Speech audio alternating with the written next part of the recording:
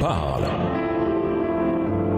Chaque jour, Charles et Carole vous présentent la leçon de l'école du sabbat.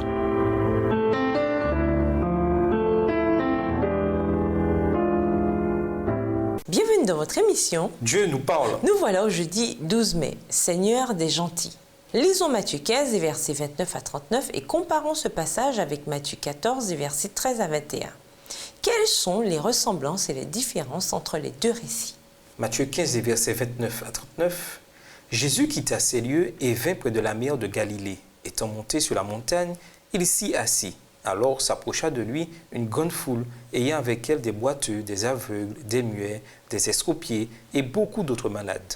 On les mit à ses pieds et il les guérit, en sorte que la foule était dans l'admiration de voir que les muets parlaient, que les estropiés étaient guéris, que les boiteux marchaient, que les aveugles voyaient, et elle glorifiait le Dieu d'Israël. Jésus, ayant appelé ses disciples, dit : « Je suis ému de compassion pour cette foule, car voilà 3 jours qu'ils sont près de moi et n'ont rien à manger. Je ne veux pas les renvoyer à jeun, de peur que les forces ne leur manquent en chemin. » Les disciples lui dirent : « Comment nous procurer dans ce lieu désert assez de pain pour rassasier une si grande foule ?» Verset 34, Jésus leur demanda : « Combien avez-vous de pain ? » 7, répondirent-ils, et quelques petits poissons. Alors il fit asseoir la foule par terre, prit les 7 pains et les poissons, et après avoir rendu grâce, il les rompit, il les donna à ses disciples qui les distribuèrent à la foule. Tous mangèrent et furent rassasiés, et l'on emporta 7 corbeilles pleines de morceaux qui restaient. Ceux qui avaient mangé étaient 4000 hommes, sans les femmes et les enfants. Ensuite, il renvoya la foule, monta dans la barque et se rendit dans la contrée de Magadan. De nombreuses personnes ne se rendent pas compte qu'il y a 2 miracles où Jésus nourrit la foule dans les évangiles. La première fois pour les Juifs, la deuxième fois pour les gentils. Dans les 2 cas, Jésus a compassion des gens. Cette image de milliers de gentils qui viennent pour être enseignés, aimés et nourris par ce jeune rabbin est extraordinaire. Aujourd'hui, nous avons le bénéfice du recul et nous comprenons l'universalité de l'Évangile. Après tout, la plupart de ceux qui lisent ces lignes ne sont pas des Juifs. Alors, nous pouvons facilement passer à côté de la dimension incroyable et inattendue qu'un tel événement a pu avoir pour le peuple, à la fois pour les Juifs et pour les gentils. Aucun doute, Jésus sortait tout le monde de sa zone de confort. Cependant, le plan de Dieu n'avait pas changé. Il s'agissait toujours d'attirer à lui tous les peuples de la terre.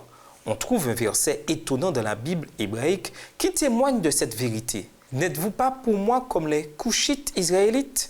N'ai-je pas fait sortir Israël d'Égypte comme les Philistins de Captor et les Araméens de Kion ?»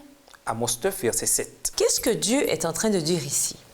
Qu'il s'intéresse non seulement aux affaires d'Israël, mais de tous les peuples ? Qu'il s'intéresse aux Philistins ? Quand on lit attentivement l'Ancien Testament, cette vérité se révèle sans cesse, même si elle est devenue si obscure au fil des siècles que, au moment où l'Église du Nouveau Testament s'est formée, beaucoup des premiers croyants ont dû réapprendre cette vérité biblique fondamentale. Lisons Romains 4, versets 1 à 12. Comment l'Évangile et son universalité sont-ils condensés dans ces versets ? Romains 4, les versets 1 à 12. Que dirons-nous donc qu'Abraham, notre père, a obtenu selon la chair ? Si Abraham a été justifié par les œuvres, il a sujet de se glorifier, mais non devant Dieu. Car que dit l'Écriture ? Abraham crut à Dieu et cela lui fut imputé à justice. Or, à celui qui fait une œuvre, le salaire est imputé, non comme une grâce, mais comme une chose due. Et à celui qui ne fait point d'œuvre, mais qui croit en celui qui justifie l'impie, sa foi lui est imputée à justice. De même, David exprime le bonheur de l'homme à qui Dieu impute la justice sans les œuvres. Verset 7. Heureux ceux dont les iniquités sont pardonnées et dont les péchés sont couverts. Heureux l'homme à qui le Seigneur n'impute pas son péché. Ce bonheur n'est-il que pour les circoncis ou est-il également pour les incirconcis ? Car nous disons que la foi fut imputée à justice à Abraham. Comment donc lui fut-elle imputée ? Était-ce après ou avant sa circoncision ? Il n'était pas encore circoncis, il était incirconcis.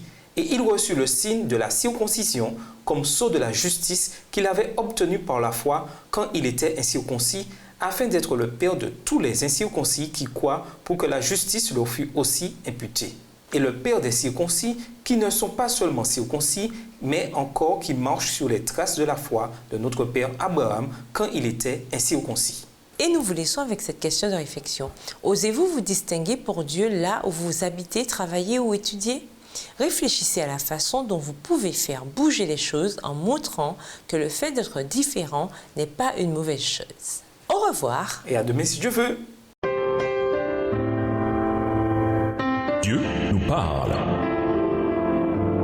Chaque jour, Charles et Carole vous présentent la leçon de l'école du sabbat.